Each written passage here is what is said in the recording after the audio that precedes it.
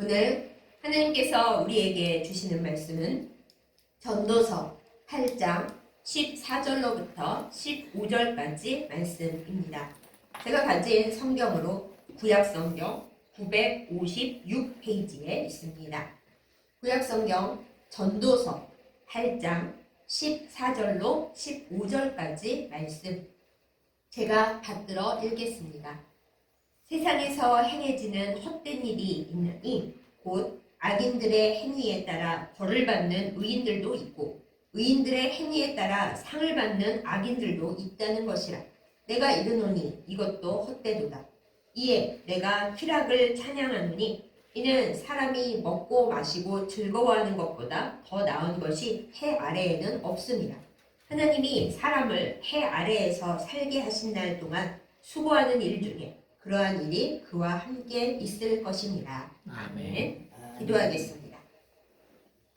온 세상을 주관하시는 사랑하는 하나님 아버지, 폭염 가운데서도 우리에게 시원한 예배 처소를 허락하여 주시고 우리가 몸과 마음에 힘든 부분이 많지만은 이렇게 하나님 앞에 나와 예배드리게 하심을 참 감사드립니다.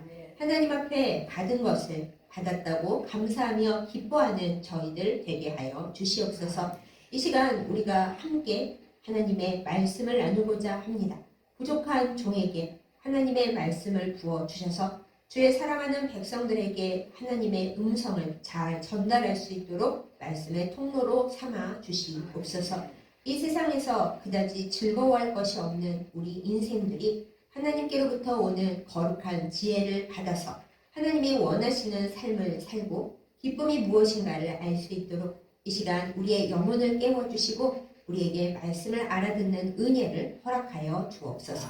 예수님의 이름으로 간절히 기도드렸사옵나이다. 아멘. 성경 말씀, 특별히 신약의 말씀을 보면 기뻐하라는 명령과 부탁이 굉장히 많이 나옵니다. 우리가 잘 알고 있는 데살로니가 전서 5장 16절에 보면 아주 짤막하게 항상 기뻐하라 라고 되어 있습니다. 이어지는 5장 18절 말씀에 보면 이것이 우리를 향한 하나님의 뜻이라고까지 얘기를 해줍니다. 그러니까 기뻐하는 것이 하나님의 뜻이라는 거예요. 가끔 기뻐하는 것도 아니고 항상 기뻐하는 것이 우리를 향하신 하나님의 뜻이라고 이렇게 얘기를 합니다. 또한 우리가 잘 알고 있는 갈라디아서 5장 22절 9가지 성령의 열매를 보면은 그 9가지 중에 사랑이 첫 번째이고 두 번째가 희락, 즉 즐거움입니다. 그러니 성령의 열매를 맺는 주의 백성들은 사랑의 열매 다음에 기쁨이라는 열매를 맺는 것이 성령 충만하다는 증거입니다. 성령의 열매를 맺고 산다는 증거입니다. 그러니 우리가 어찌하겠습니까? 예수님을 믿고 성령 안에서 살아가는 그리스도인들은 기뻐해야 하는 것이 마땅하고 예수님 안에 사는 사람은 늘 기뻐하는 것이 정답이다. 이렇게 알 수밖에 없습니다. 그런데 사랑하는 여러분, 현실은 어떠합니까? 하나님을 사랑하고 예수님 안에 살아가는 분들 중에서 저는 주님과 함께 살기 때문에 항상 100% 너무 기뻐요 하는 분들이 많지가 않습니다. 이 말씀을 들으시는 여러분들 가운데 저는 주님을 만나서 밤낮 없이 항상 기쁨이 충만합니다 하시는 분이 계시다면 그 믿음에 정말 찬양을 드리고 싶습니다. 찬양은 하나님께 올리는 것입니다만 하나님의 기쁨을 100% 느끼면서 사시는 분들 정말 너무 부럽고 존경과 사랑의 박수를 드리고 싶습니다. 그런데 우리 솔직하게 얘기해 봅시다. 이렇게 성경의 말씀을 따라 100% 항상 주님과 함께 기쁨을 누리며 사는 사람들이 사실은 많지가 않습니다. 오늘 설교 제목을 제가 사실 기쁘지 않은 당신께 라고 정했습니다. 믿음의 설교 제목이 아니죠. 이 설교 제목을 보신 많은 분들이 목사가 사실 기쁘지 않은 당신께라니 이게 뭔 소린가 싶으셨을 것입니다. 그런데 여러분, 이 기뻐야 한다는 우리 그리스도인들이 행해야 하는 믿음의 열매, 성령의 열매, 하나님과의 관계 속에서 반드시 꼭 해야 한다는 이 기쁨의 삶, 정말 가능합니까? 여러분과 저는 언제나 100% 하나님과 함께 기쁨 충만한 삶을 누리고 있는가요? 솔직히 말씀을 드리자면 저는 그게 잘 안 됩니다. 그래서 사실 기쁘지 않은 당신께 라는 것은 저 자신에게도 하는 말이기도 합니다. 성경 말씀에서 항상 기뻐하라고 하시고 저는 하나님을 믿고 우리 주 예수 그리스도를 영접하고 특별히 복음을 전하고 하나님의 교회 안에서 주님과 성도님들을 섬기는 목회자로서 늘 기뻐해야 한다는 이 말씀과 부탁에 사실 강박을 느낄 때가 많이 있습니다. 내가 하나님을 믿는 사람이고 복음을 전하는 사람인데 나에게서 기쁨이 나와야 기쁨을 다른 분들께 전할 수 있지 않겠습니까? 그런데 솔직히 말씀드리자면 저는 기쁨을 늘 충만히 느끼는 타입이 못 되고 기쁨을 느껴도 그 기쁨의 감정이 그렇게 오래오래 지속되는 사람이 아닙니다. 한 약 8년쯤 전에 제가 우연치 않게 굉장히 학교의 영광스러운 자리에서 정말 박수 갈채를 받으면서 세미나를 성공적으로 마친 일이 있었습니다. 사실 그렇게 기대할 일이 아니었는데 전국의 조직 신학자 분들이 거의 다 오시고 교수님들이 오시고 신학 전공자들이 모여있는 그 시간에 하나님의 은혜로 정말 행복하게 아주 훌륭하게 잘 마쳤어요. 그래서 많은 분들께서 좋아해 주시고 시간이 오래 지난 지금까지도 저는 그분을 전혀 모르겠는데 분들이 오셔서 그때 그 발제 지금도 기억합니다. 이렇게 얘기해 주시는 분들이 많거든요. 인생에 몇 번 없는 굉장히 영광스러운 순간임에도 불구하고 솔직히 말씀드리면 저는 딱 10분 기뻤습니다. 10분 기뻐한 후에는 그 다음에 다시 감정이 잔잔해지면서 하나님의 은혜를 주셔서 무사히 마친 거 참 감사하고 기쁘다. 그런데 그 이후에 저의 감정은 그 이후로도 별로 그때의 일을 돌아보지를 않습니다. 여러 분들이 오셔서 그때 좋았다 얘기해 주시면 하나님의 은혜로 그때 많은 분들께 은혜를 끼쳤구나. 그 감정은 있는데 제가 그때 너무 좋았구나 행복한 감정이 올라오지 않아요. 그래서 이제 가끔은 또 생각을 합니다. 제 뇌가 정상적이지 않다 보니까 혹시 기쁨을 느끼는 호르몬도 정상 수치로 안 나오나? 가끔 이런 생각도 하긴 하는데 알 수 없죠. 그러면서 가끔 기쁨 강박에 제가 시달립니다. 하나님의 백성으로서 말씀 전하는 사람으로서 기뻐야 하는데 왜 나는 항상 따뜻하고 몽글몽글하고 감정이 막 고양되는 기쁨의 감정, 기쁨의 상태에 오래 머물지 못할까? 기뻐야 하는데 하나님 저에게 기쁨의 은사를 주세요. 제가 기도도 많이 하고 기쁘지 못한 것에 대한 죄책감에 시달리기도 하고 그러다가 좌절하기도 합니다. 여러분은 어떠세요? 기쁨을 자주 느끼는 분들은 정말 부럽습니다. 그러나 저처럼 사실 별로 기쁨을 잘 느끼지 못하시는 분들께는 제가 공감과 위로를 드리고 싶습니다. 우리는 하나님 안에 살면서 왜 이렇게 별로 기쁘지가 않은 걸까요? 사실 기쁘지 않고 어쩌다 기뻐도 왜 오래 기뻐할 수가 없는 걸까요? 우리가 사람이 모자라서 성령 충만하지가 않아서 주님 안에 있지 않은 사람들이라서 정말 이런 걸까요? 그렇다면 우리는 마귀가 좋아하는 잘못된 삶을 살아가고 있는 것일까요? 깊이 생각해 봐야 할 문제입니다. 그리고 기쁘지 않으면 어때? 하는 분들에게 얘기하는 것이 아니라 정말 하나님 안에서 기쁘고 싶고 이 기쁨을 많은 이들과 나누고 싶고 다른 분들에게도 기쁨을 전하고 싶은 그 열망을 가진 분들께 오늘 이 말씀을 전하고 함께 나누고자 합니다. 제가 지난주에 신학자들과 목회자들이 함께 공부를 하는 세미나에 다녀왔습니다. 이번 주제는 또 하필 기쁨의 신학이었어요. 신학을 어떻게 연구하는가, 기쁨을 어떻게 바라볼 수 있을 것인가 공부하는 시간에 이제 구약학자이신 김선종 교수님이라는 분께서 전도서에 나오는 기쁨에 대한 강연을 하셨습니다. 여러분은 전도서에 대해서 어떻게 생각을 하십니까? 전도하러 갈 때 절대 읽지 말아야 되는 책이 전도서다. 이런 농담이 나올 정도로 전도서에는 모든 것이 헛되다라는 말이 수없이 나옵니다. 게다가 솔로몬이 그 책을 기록했다고 일반적으로 알려져 있기 때문에 이 세상의 모든 좋은 것을 다 누린 솔로몬이 다 누려봐 놓고서는 한다는 말이 다 헛되고 다 지나간다. 이렇게 얘기를 하기 때문에 우리로서는 매우 맥빠지죠. 많은 것을 누렸으면 행복하고 기쁘고 이것을 허락해 주신 하나님께 감사를 해야 되는데 그렇지가 않고 헛되고 헛되다고 한 끝에 마지막 장에 가서야 사람의 본분에 대해서 이야기를 합니다. 그 마지막 얘기하는 전도서 12장 13절에서 말하는 사람의 본분이 무엇입니까? 이 모든 일의 결국, 모든 게 허무하다는 걸 알았으므로 사람의 할 일은 하나님을 경외하고 하나님의 계명을 잘 지키는 것이다. 그것이 소망이 있고 그것이 좋은 일이다. 이렇게 끝을 맺습니다. 그래서 목사님들께서 전도서를 가지고 설교를 하실 때에는 굉장히 난감해 하십니다. 거기에 구원에 대한 메시지도 없고요. 겨우 쓸만한 메시지라고는 3장에 모든 것에는 때가 있다 라는 것과 이 마지막 장에 사람의 본분은 하나님을 잘 섬기는 것이다. 이것만 설교하기에 편하지 그 중간의 이야기는 되게 애매해요. 전도서가 복음을 이야기하는 혹은 하나님의 사랑을 이야기하는 성경이 아니라 현실에서 부딪히는 문제에 대한 그 세상적으로 살아가는 지혜를 모은 책이기 때문에 지혜 문학에 속하기 때문에 설교를 하고 우리가 신앙으로 그 책을 읽기에는 좀 잘 편치 않는 부분이 되게 많이 있는 것입니다.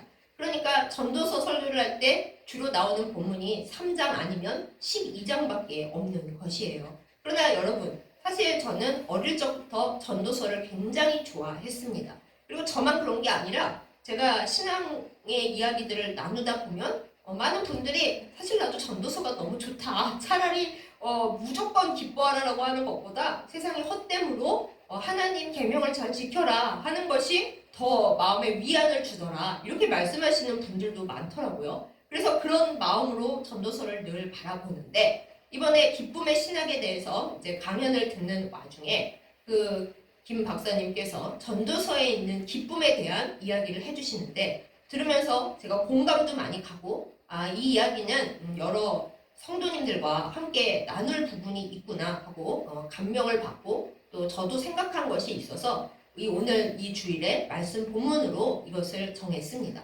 보시면 아시겠지만 잘 알고 있는 때에 대한 이야기를 하는 전도서 3장도 아니고요. 하나님 앞에 사람의 본분이 무엇인지 말하는 그 유명한 본문 전도서 12장도 아닙니다. 그러면 대체 이 전도서의 이야기를 가지고 우리는 기쁨에 대해 무슨 말을 할 수가 있을까요? 전도서에는 많은 모순이 있습니다. 우리는 전도서를 생각하면 헛되고 헛되다 이 말만 있나 보다 생각하지만요. 지혜를 말하고 있기 때문에 중간중간에 그렇지만 우리가 이 해 아래 살면서 헛되게 지나가 버리는 날들 가운데 특히 오늘 말씀에 보면 인과 응보 사상이 안 통하죠.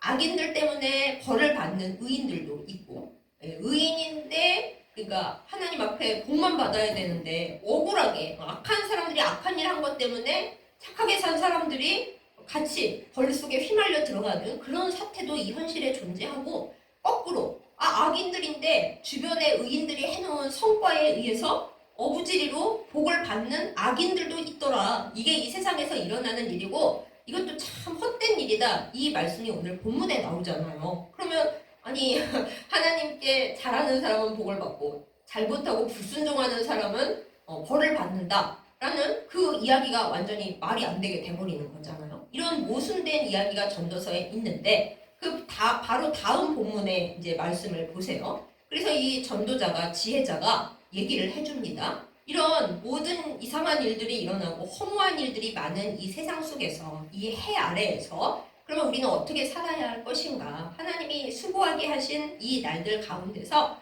사람이 먹고 또 마시고 즐거워하며 사는 것이 삶 가운데 일어나는 일인데 그것을 누리는 것보다 더 나은 일이 없다. 이렇게 얘기를 해줍니다. 불평할 일이 많고 옳지 않은 일이 많고 요즘 유행하는 좀 센 표현으로 법이 너무 모 같은 이 이상한 세상 속에서 우리가 억울해하고 슬퍼하고 막 하나님께 울부짖고 뭐 그런 순간도 있지만은 이 세상에서 하나도 즐거워하지 못하고 그냥 울고 불고 떼쓰고 화내며 사는 것이 지혜가 아니라 하나님께서 주신 이 세상의 소소한 즐거움을 감사하고 즐거워하며 누리는 것이 그것이 해 아래에서 가장 똑똑하고 잘하는 일이다. 이런 얘기가 여기 나와 있는 거예요. 그런데 이게 여기 한 번만 나와 있는 게 아니라 전도서를 잘 읽어보면은 이 헛된 일 사이사이에 우리가 하나님 안에서 이 세상의 소소한 즐거움과 기쁨을 누리는 것이 지혜로운 일이다 라는 말씀이 계속 반복적으로 나타납니다.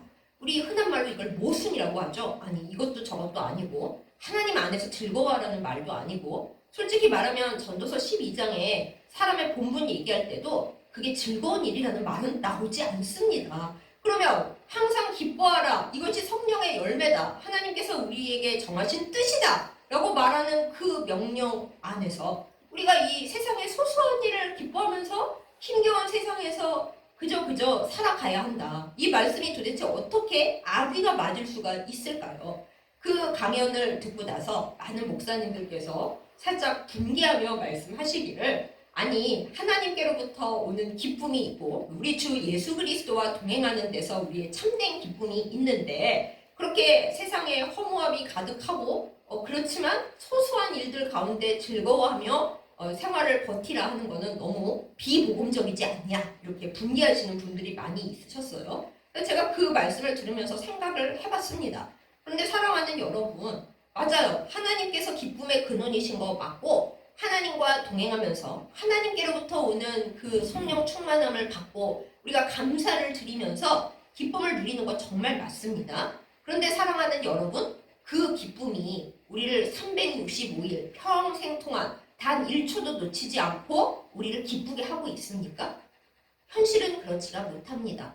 우리가 하나님을 사랑하고 하나님께로부터 오는 기쁨을 누리며 살지만 순간순간 하나님께서 주시는 기쁨으로조차도 행복하지 않을 때가 있어요. 하나님, 세상이 왜 이렇게 가슴이 아픕니까? 이 말씀에 나온 대로 의인들이 오히려 슬픈 일을 당하고 악인들이 형통한 일이 이렇게 꽤 있는데 왜 하나님은 빨리 심판을 안 해주십니까? 너무 마음이 아픕니다. 그때 기쁜 게 아니잖아요. 우리가 마음에 긁히는 거잖아요. 상처가 나는 거고 하나님께 의문을 품는 순간이잖아요. 아니, 그럴 때도 저 온전히 100% 기뻐요. 이럴 수가 있냐는 말입니다. 그러면 어떻게 해야 되는 겁니까? 하나님 안에서 온전히 항상 기뻐해야 되는데 그게 안 되는 이 현실 속에서 어쩌면 좋은가요? 우리는 이 사실을 하나 솔직하게 고백해야 하는데 하나님은 우리의 기쁨의 근원이 되시고 우리에게 계속 기쁨을 쏟아 부어주시는 분이 맞습니다. 그건 정말 진리입니다. 그런데 우리 인간이 하나님께서 주시는 그 기쁨을 100% 완벽하게 받아들여서 완벽하게 행복할 수 있는 그런 존재가 되지 못합니다. 아담과 하와가 에덴 동산에서 범죄하고 하나님과의 관계가 버석버석해지고 거기서 쫓겨나서 땀을 흘리지 않고는 먹고 살 수가 없게 되고 고통을 받지 않고는 새 생명을 낳을 수 없게 된 그 이후부터 하나님께서는 완벽한 기쁨을 우리에게 부어주시지만 우리는 그 기쁨을 완벽하게 받을 수 없는 그런 연약하고 슬픈 존재가 되고 말았습니다. 우리는 그 사실을 인정해야 합니다. 하나님께서 주시지만 우리는 그것을 다 받아들일 수 없게 되었다. 너무 슬프지만은 그걸 인정해야 합니다. 하나님은 우리의 기쁨의 근원 맞는데 우리는 하나님이 주시는 걸 다 받지를 못하고 늘 슬퍼하는 사람들이 되었다. 이것이 이 현실의 진실입니다. 그러면 우리는 어떻게 해야겠습니까? 가장 쉬운 방법은 하나님 앞에 기쁨을 늘 구해야겠죠. 하나님 아버지, 주님은 우리에게 영원한 기쁨을, 완벽한 기쁨을 부어주고 계신데 그런데 이 기쁨을 빼앗기는 세상 가운데서 우리가 기쁜 꼴을 보지 못하는 악한 영의 방해 공작 때문에 또한 우리의 연약함과 우리의 문제점 때문에 또 가장 웃기게는 뇌의 행복 호르몬이 잘 공급이 안 되는 이 연약함을 겪는 사람이기도 해서 우리가 온전히 기뻐하지 못합니다. 불쌍히 여겨 주옵시고 하나님께로부터 오는 충만한 기쁨을 누리게 하여 주시옵소서. 이게 기쁨을 구하는 기도가 돼야 합니다.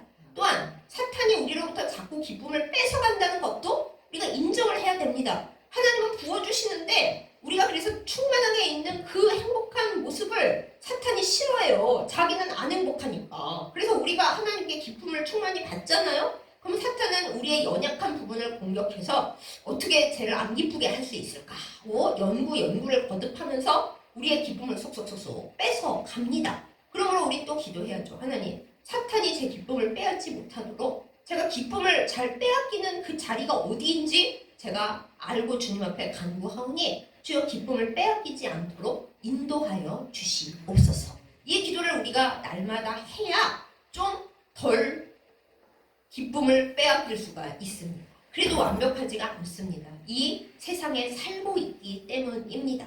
그래서 우리는 겸손해져야 합니다. 내 노력으로 내가 강박적으로 성경 말씀을 잘 지켜야지 하고 기쁨을 막 노력하고 기쁨의 열매를 맺어봐야지 하고 뭔 수를 써도 이 세상에서는 완벽하게 기쁠 수가 없구나 라는 걸 인정을 해야 됩니다. 주님과 동행을 하면서도 늘 주님 옷자락을 붙잡고 주님 제가 오늘도 완벽하게 기쁘지 않고 사실 기쁘지가 않네요. 주님 저를 붙들어 주십시오. 저는 기쁠 수 없는 연약한 존재입니다. 주님 저를 기쁘게 하여 주시고 이 기쁨이 오직 주님께로부터만 온다는 것을 알고 주님 더 붙들게 하여 주십시오. 이 간절한 기도가 우리 안에 살아 있어야 합니다. 사실 기쁘지 않은 여러분, 저까지 포함해서 기쁨의 근원이신 하나님께 기쁨을 달라고 기도하기를 원합니다. 내가 어떻게 기뻐해 보겠다는 기쁨 강박에서 왜 나는 기쁘지가 않지? 좀 기뻐야 되는데 내가 하나님의 명령을 지금 못 수행하고 기쁘지 않은 죄인이야. 어떻게 하면 좋아? 이거 제가 사실 잘 시달리는 이야기인데 그러지 마십시다. 내가 연약하고 기쁨을 자주 뺏기는 이 죄된 인간인지라 기쁨이 딸리고 기쁨이 날아가면 기쁨의 원천이신 하나님께로 가서 매달려야 하는구나. 이것을 인정하는 지혜가 우리 안에 있기를 원합니다. 그 다음으로 우리가 알아야 할 것은 우리가 기쁨 우상화를 해서는 안 된다라는 것입니다. 예수님께서 말씀하셨죠. 너희는 먼저 그의 나라와 그의 의를 구하라고 하셨습니다. 너희는 먼저 기쁨을 구하고 기뻐지는 것에 목숨을 걸라 이렇게 안 하셨다라는 거예요. 우리의 삶의 최우선 순위가 내가 기뻐지는 것, 내가 원하는 것을 다 누리는 것, 내가 성공해서 기쁨을 누리는 것이 되어서는 안 됩니다. 그 무엇도 하나님에 앞서서 하나님의 나라와 의를 구하는 것에 앞서서 나의 최우선 순위가 되어서는 안 됩니다. 하나님께서 우리에게 기뻐하라고 하셨다고 성령의 열매가 기쁨이라고 해서 우리가 난 항상 기뻐해야 되는데 내 삶의 우선순위가 기쁨이어야 되는데 왜 나는 지금 안 기쁜 걸까 하고 기쁘지 않은 이유를 묵상해서는 안 됩니다. 그거는 기쁨을 우상화하는 겁니다. 저도 자주 저지르는 죄 중에 하나입니다. 기뻐야 하는데 기쁨의 열매를 맺어야 하는데 나는 항상 기뻐해서 그 기쁨을 사람들에게 전달해야 되는데 근데 왜 나는 안 기쁜 걸까? 안 기쁠 수 있어요. 기쁨을 빼앗길 수 있고 이 세상에는 어떻게 완벽한 기쁨, 영원히 지속되는 기쁨이라는 것이 존재하지를 않기 때문에 우리는 그 사실을 인정하고 기쁨의 우상들을 다 내려놓아야 합니다. 어떻게 하면 기쁠 수 있을까 하고 하나님을 사랑하는 일을 우리가 바리새인들이나 율법학자들처럼 주님이 이 일을 하면 기뻐하실 것이고 이웃을 사랑했으니까 나에게도 기쁨 충만하겠지 하고 기쁜 상태를 오래 완벽하게 유지하려고 애쓰잖아요. 그것도 기쁨을 우상으로 삼는 거예요. 안 기뻐도 하나님께서 내 안에 두신 주님이 나와 함께 하신다는 그 평안함, 변치 않는 기쁨의 알맹이는 내가 기쁘지 않은 순간에도 내 안에 역사하고 있다. 주님이 나와 함께 계셔 주시기 때문에 내 기분 상태랑 상관없이 나는 주님 안에서 늘 기쁜 거다라는 우리의 의지의 고백이 있어야 합니다. 그래서 하나님께서 우리에게 말씀을 하십니다. 너희는 그의 나라와 그의 의를 구하라. 너의 기쁨이나 너의 완벽한 행복이나 네가 헛되다고 슬퍼하는 그 모든 것에 매달리지 말고 그의 나라와 그의 의를 구하라 이렇게 말씀을 하시는 것입니다. 그러므로 우리는 기쁨을 우상화하지 말고 기쁨을 내 삶의 우선순위로 삼지 말고 기쁨을 주시는 하나님께 간구하면서 나처럼 기쁨을 온전히 누리지 못한 채 시들버들하는 우울하고 아픈 사람들에게 하나님께로부터 오는 기쁨을 그 잠시나마 그 기쁠 수 있는 그것을 그 기쁨의 알맹이를 전달하는 기쁨의 통로가 되어야 할 것입니다. 그 다음에 이제 우리가 진짜 전도서에서 전하는 이 해 아래 수고하며 사는 동안에 하나님께서 주신 먹고 마시고 즐거워하고 또 이 본문에는 없습니다만 자신의 가족들과 함께 행복하게 살아라. 그게 가장 지혜로운 일이다. 라는 이 전도서의 기쁨과 행복에 대한 말씀을 잘 실천하고 그 말씀이 옳구나라는 걸 알 수 있으려면 하나님께서 이 세상을 어떻게 창조하셨나를 알아야 합니다. 하나님은 이 세상을 보기에 좋다고 하셨습니다. 하나님께서 만든 세상은 아름다웠고 심지어 하나님 마음에도 들었습니다. 하나님은 기쁨 가득하게 이 세상을 만드셨습니다. 그런데 제가 성경이 아닌 유명한 기독교 변증가인 C.S. 루이스라는 분의 이야기를 좀 할게요. 그분이 여러 가지 책을 쓰셨는데 그 중에 스크루테이프의 편지라고 하는 재밌는 책이 있습니다. 그런데 이 책을 읽을 땐 정신을 바짝 차려야 돼요. 왜냐하면 그 내용이 뭐냐면은 아주 고참 마귀가 이제 막 인간을 꼬시는 작업을 시작한 자기 조카인 신참 마귀한테 보내는 편지를 써놓은 겁니다. 그러니까 그 책의 내용을 진짜 반대로 이해를 해야 맞는 거죠. 그 얘기 중에 제가 재밌어 하면서도 와 이렇구나 생각했던 아주 인상적인 구절이 있었으니 그 조카 마귀한테 고참 삼촌 마귀가 이렇게 편지를 씁니다. 하나님은 이 세상을 굉장히 아름답게 만드셔서 사람들이 맛있는 것을 먹거나 아름다운 것을 보거나 심지어 목욕을 시원하게 하는 것 속에서도 즐거움이 있게 만들어 놓으셨다. 그런데 우리 마귀들이 할 일은 무엇이냐? 사람들이 그 조만조만한 소소한 것들에서 목욕하고 깨끗하게 씻으니 너무 시원하고 몸에서 향기가 폴폴 나네? 너무 기분이 좋다 라고 느끼는 것이라든가 우리가 맛있는 것을 먹으면 행복해지잖아요. 세상에 이렇게 맛있는 것이 있었다니 좋아하는 사람들과 함께 이 맛있는 것을 먹는 게 너무 기쁘고 기분이 좋구나. 이것을 주신 하나님이 너무 감사하다 라고 이렇게 소소하게 느끼는 거를 다 빼앗아야 한다고 그 조카 마귀한테 편지를 씁니다. 사람들이 하나님이 아름다움으로 채워놓으신 세상에서 쪼만쪼만하지만 기쁨으로 채워질 수 있는 그 모든 일들을 하나도 기쁘지 않다고 느끼게 하는 게 마귀들이 할 일이라고 조카한테 가르쳐주고 있는 그 편지의 내용이에요. 그러니 맛있는 것을 먹어도 오늘 입맛도 없고 맛있어봤자 뭐 얼마나 맛있겠어. 여기 음식은 너무 단 것 같아. 먹을만은 한데 별로 맛없어. 이런다던가 뭐 이제 목욕을 하고 씻었는데 힘들기만 하고 왜 씻어야 되는지 몰라. 안 씻으면 얼마나 좋아. 뭐 이런다던가. 근데 어떤 사람을 만났어요. 좋아하는 사람이라도 때때로는 마음이 안 맞을 수 있었잖아요. 나도 내가 마음에 안 드는데 사랑하는 사람이라고 늘 내 마음에 들겠습니까? 그 사람 만나서 기분만 나빠져갖고 왔네. 하나님 어쩌다가 그런 인간을 만나게 했어요. 하고 우리가 기쁨은 다 갖다 내다 버리고 하나님이 주신 소소한 기쁨은 기뻐하거나 감사하지를 못하고 기분 나쁜 것만 크게 생각하고 기뻐할 것은 그냥 넘겨버리거나 아무렇지도 않게 여기거나 배우자가 있는데 하나님 어쩌다가 이렇게 안 맞는 로또 같은 배우자를 주셔갖고 평생의 이 고생입니다. 어이구 다시 인간을 만나면 제가 사람이 아닙니다. 이러는 분들을 보면 그 배우자로부터 힘든 것도 많았겠지만 배우자가 있어서 좋은 것도 분명히 있었을 거예요. 그렇지 않았더라면 배우자가 사망했을 때의 스트레스가 가장 스트레스 수치가 높은 거다 이런 말은 안 나왔을 것입니다. 평생 왼수라고 하더라도 떠나면은 가장 슬픈 거예요. 그리고 배우자가 없는 독신으로 사는 사람 저를 필두로 해서 그럼 배우자가 있는 고통도 모르겠지만 배우자가 있는 행복과 기쁨도 아예 전혀 모르겠지요. 그러니까 하나님께서 이 세상에 아름답게 만들어 주셨는데 우리가 죄를 지은 바람에 삐뚤빼뚤해지고 뭔가 문제가 생긴 것들이 많이 있지만은 그래서 이 전도서에서 말하기를 해 아래서 수고하는 것들이 너무 많고 악인이 오히려 복을 받고 의인이 오히려 억울한 일을 당하는 이 말도 안 되는 이런 상황이 있을지라도 그래도 하나님께서 창조하신 이 세상 속에서 소소한 기쁨을 누리면서 살아라. 그것이 기쁠 수 있는 일이다. 이렇게 말씀하는 걸 우리가 잘 들어야 됩니다.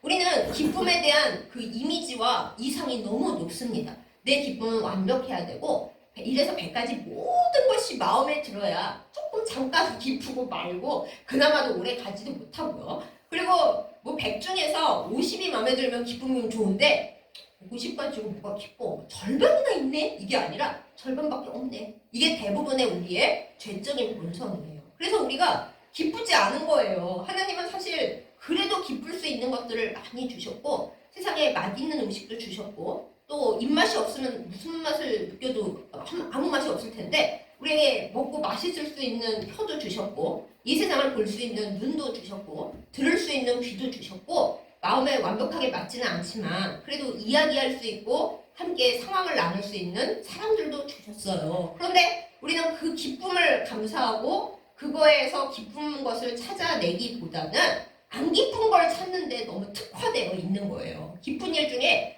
에이, 이 기쁨이 뭐 기쁜 거야. 소소하네. 그리고 안 기쁜 일이 더 많아. 그러면서 안 기쁜 일에만 집중을 하고 하나님이 주신 기쁜 일은 그냥 다 패스해버리는 거예요. 별로 안 기뻐요, 하나님. 뭐 이런 걸 가지고. 그럽니다. 근데 제가 이제 2020년부터 정말 너무나 힘겨운 상황을 살아왔는데 어떤 날은 정말 기뻐할 일이 아무것도 없어서 하나님 살아서 숨을 쉬는 것조차 저에게 너무 힘이 겹습니다. 울었던 날이 있어요. 근데 하루에 기쁜 일을 딱 한 가지만 찾아보자 하고 이제 생각을 해서 실천을 하는데 이제 그 어떤 날 어떤 친구가 저한테 이제 카톡을 보내서 얘기를 하다가 나는 하루에 딱 한 가지만 기쁜 일을 찾아보기로 했어. 이제 그랬어요. 근데 그 친구는 그때 많이 힘든 상황이었어요. 그래서 기쁜 일이 오늘 뭐가 있었냐고 저한테 물어보더라고요. 그래서 물론 하나님 안에서 생각하자면 숨 쉬는 것도 기쁘고 지금 너와 카톡을 하고 있는 것도 기쁘고 다 기쁘다고 말해야 하지만은 그럴 기분이 솔직히 아니었어요. 그래서 기분이 너무 가라앉는데 얘가 이렇게 물어보는데 나는 그럼 뭐가 기쁘다고 말을 하면 좋을까 생각을 하다가 오늘 점심 때 냉면을 만들어 먹었는데 나 원래 냉면 간 맞추는 거 되게 까다롭고 올해도 별로 맛이 없는데 오늘 점심 때는 냉면 간이 딱 맞아서 그게 너무 기뻤고 맛있게 먹었어 이렇게 써 보냈어요. 근데 써 보내면서 제가 갑자기 눈물이 나더라고요. 그러니까 우리가 되게 작은 소소한 것에 대해서도 하나님 앞에 감사하고 슬픈 것보다는 기뻐할 거리를 찾으면 이 전도서의 말씀대로 해 아래 수고하는 것도 많지만 기쁜 것도 사실 되게 많거든요. 우리가 몸이 아픈 것도 많이 있지만 아프지 않은 부분도 있어서 우리가 병원에 상소복이 꽂고 누워있지 않잖아요. 우리의 힘으로 예배 처소에 와서 우리 입으로 찬송을 하고 우리 눈으로 성경 말씀을 읽고 우리 귀로 이 말씀을 듣고 있잖아요. 근데 이걸 못 누리고 계시는 분이 너무 많거든요. 아니 난 예배 처소에 가서 예배하고 싶은데 병원에 누워있는 바람에 줌을 켜고 간신히 듣고 있다. 그런 분들도 얼마나 많아요. 또 하루만 더 살고 싶었는데 살지를 못했다. 하나님 품에 갔으니 즐겁긴 합니다만 또 남겨진 분들 입장에서 얼마나 슬프고 그분도 이 세상에 하루 더 있었으면 했는데 못하셨으니 얼마나 슬퍼요. 근데 우리는 그 안에 오늘이 또 왔네. 힘든 하루에 하나도 안 기뻐. 이렇다면 이 전도서가 말하는 해 아래에서 하나님이 누리라고 주신 소소한 즐거움을 못 누리고 하나님이 우리에게 그래도 힘들지만 기쁘게 살아가고 주시는 크고 작은 선물들을 하나도 못 받은 채로 살고 있는 겁니다. 사랑하는 여러분, 사실 기쁘지 않은 여러분, 기쁨보다는 괴로움과 슬픔이 더 마음을 치고 있는, 현실을 치고 있는 사랑하는 여러분, 저 포함해서 우리 모두에게 호소합니다. 하나님 안에서 기쁠 거리를 이 세상살이 속에서 주님의 이름으로 많이 보물찾기 하는 우리가 되기를 예수님의 이름으로 축복합니다. 물론 이 기쁨이 완벽할 수 없어요. 이 세상에서 무슨 완벽한 기쁨이 있겠어요. 하나님이 주셔도 내가 그릇을 깨빡 쳐서 다 날려보내고 마귀가 호시탐탐 내 기쁨을 어떻게 하면 뺏을까 그러고 있기 때문에 우리가 아무리 방어를 잘해도 뺏겨요. 그래서 하나님께로부터 오는 기쁨을 주님께 계속 구하면서 하나님 제가 힘들어하는 이웃에게 저처럼 기쁨을 별로 못 느끼는 이웃에게 하나님의 기쁨을 조금이라도 흘려보내면서 기쁨의 떡고물을 제 안에 만지면서 살고 싶어요. 그 간절한 기도가 우리에게 필요합니다. 그게 겸손이고 그게 오직 하나님만을 의지하는 우리의 신앙이고 기쁨을 내 안에서 노력해서 어떻게 만들어 보려는 기쁨 강박이나 기쁨 우상화를 방지하는 길입니다. 그리고 우리가 꼭 알아야 될 것이 있는데 사랑하는 여러분 최고의 기쁨은 아직 오지 않았습니다.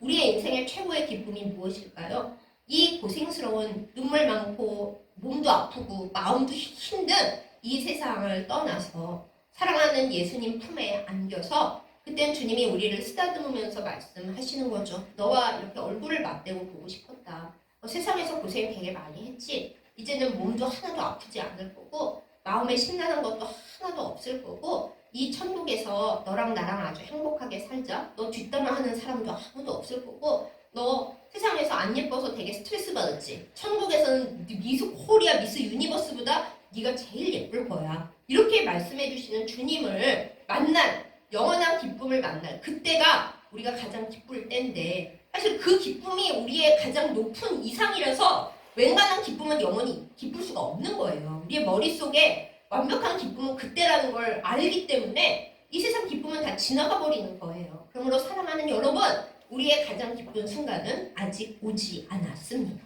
그러니 이 세상에서 기쁨을 그냥 쫓아다니고 추구하고 기쁨이 없어서 허무해지고 또 기쁘려고 온갖 쾌락만 추구하다가 중독돼서 망하지 말고요. 내 기쁨은 아직 오지 않았다. 가장 큰 기쁨은 이 다음에 주님을 만날 때 이 부활한 새 몸과 새 영으로 주님 앞에서 만나는 거다. 이 소망을 품고 이 하해 아래에서 사는 동안은 주님 주신 소소한 기쁨의 선물을 충분히 누리는 우리이기를 예수님의 이름으로 축복합니다. 사실 기쁘지 않는 여러분, 사실 기쁘지 않는 저 솔직하신 건 좋아요. 그런데 그 사실 기쁘지 않은 걸 하나님 앞에 털어놓으십시다. 주님, 왜 저는 기쁨이 이렇게 증발을 잘할까요? 남들은 기뻐하는 것도 왜 저는 별로 안 기쁠까요? 세상을 보니 한숨이 나고 저를 보니 너무 답답하고 제 과거를 생각하니 너무 미련했고 아픈 암담합니다. 저는 왜 이렇게 안 기쁠까요? 주님이 기쁨의 근원이 되심으로 오늘 살아갈 만큼의 기쁨을 부어 주시옵소서. 제가 기쁨의 그릇을 깨빡치지 않고 주님이 주시는 기쁨 받아서 살게 해주시고 기쁘지 않은 이웃에게 단 한 방울이라도 그 기쁨을 부어줄 수 있게 기쁨의 통로 되게 하여 주시옵소서. 간절히 기도하며 겸손한 우리가 되기를 예수님의 이름으로 축복합니다. 안 기쁘기 때문에 기쁨을 무상화하지 않고 기쁨 앞에서 겸손해지고 그 대신 내 기쁨의 기준을 좀 낮추는 거예요. 이만큼 기뻐야 기쁜 거다 그러지 말고 오늘 먹은 냉면이 간이 잘 맞아서 기뻤다. 내가 오늘 사람을 만났는데 그 사람이 나한테 그렇게 친절하게 말을 걸더라고 너무 기뻤어. 그 기쁨이 우리 안에서 소소하지만 하나님이 주신 나를 기쁘게 하고 남들도 행복한 그런 기쁨이 되기를 예수님의 이름으로 축복합니다. 우리가 기뻐하면 누가 좋아하세요? 하나님이, 예수님이, 성령님이 기뻐하십니다. 이게 성령의 열매죠. 우리가 기뻐하면 누가 싫어해요? 마귀가 싫어해요. 아유, 왜 기쁜 거야? 나는 안 기쁜데 왜 너는 기쁘니? 그렇지만 우리가 기쁨을 무상으로 삼지는 말고 하나님 안에서 적당한 기쁨을 매 순간 누리며 살다가 하나님 앞에 가서 가장 기쁘게 될 그날을 바라보며 사는 우리 모두이기를 예수님의 이름으로 축복합니다. 사랑하는 여러분, 사실 기쁘지 않으신 여러분, 하나님이 주신 기쁨의 단비를 받아서 순간순간 작더라도 주님 주시는 기쁨을 누리고 그 기쁨의 힘을 빌어서 가장 큰 기쁨을 만날 때까지 잘 가는 주님과 동행하는 우리 모두이기를 예수님의 이름으로 축복합니다. 아멘. 기도하겠습니다. 우리의 기쁨의 원천이 되시는 하나님 아버지, 하나님은 기쁨과 아름다움으로 이 세계를 가득히 채우시고 창조하여 주셨는데 우리가 이 세계를 망가뜨리고 죄와 악으로 가득하게 하는 바람에 기쁨이 다 사라져 버리고 하나님을 믿는다고 하면서도 사실 기쁘지 않는 우리의 모습이 된 것을 주님 앞에 고백합니다. 불쌍히 여기시고 용서하여 주시옵소서.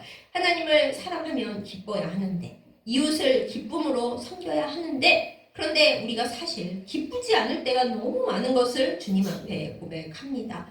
기쁨 강박에 시달리면서 나는 그리스도인으로서 기뻐야 하는데 기쁨이라는 성령의 열매를 맺어야 하는데 왜 이렇게 기쁘지 않은 걸까? 우리의 마음에 많은 죄책감이 있는 것을 또한 주님 앞에 고백합니다. 주여, 기쁨 앞에서 겸손하게 하여 주시옵소서. 진정한 기쁨은 주님께로부터 오는데 그것을 받기 합당한 그릇이 나에게 없음을 주님 앞에 겸손히 인정하고 하나님으로부터 오는 기쁨을 늘 구하는 저희들 되게 하여 주시옵소서. 또 나만 기쁜 것이 아니라 이웃에게 기쁨을 흘려보낼 때 함께 기쁘고 주님께서도 기뻐하신다는 이 기쁨의 진리를 알고 행하게 하여 주시옵소서. 아까 마귀가 나의 기쁨을 빼앗아가지 못하도록 하나님의 능력으로 방어하며 사는 지혜가 우리 가운데 있게 하여 주시옵소서. 하나님, 이 세상에 주신 소소한 즐거움들과 기쁨들을 무시하지 않게 하여 주시옵소서. 그것이 아무것도 아니라고 불평하고 원망하며 왜 더 기쁜 것이 없냐고 그렇게 생각하지 않게 하시고 하나님이 우리에게 즐거워하라고 주신 소소한 기쁨들 가운데서 충분히 기뻐하고 감사하며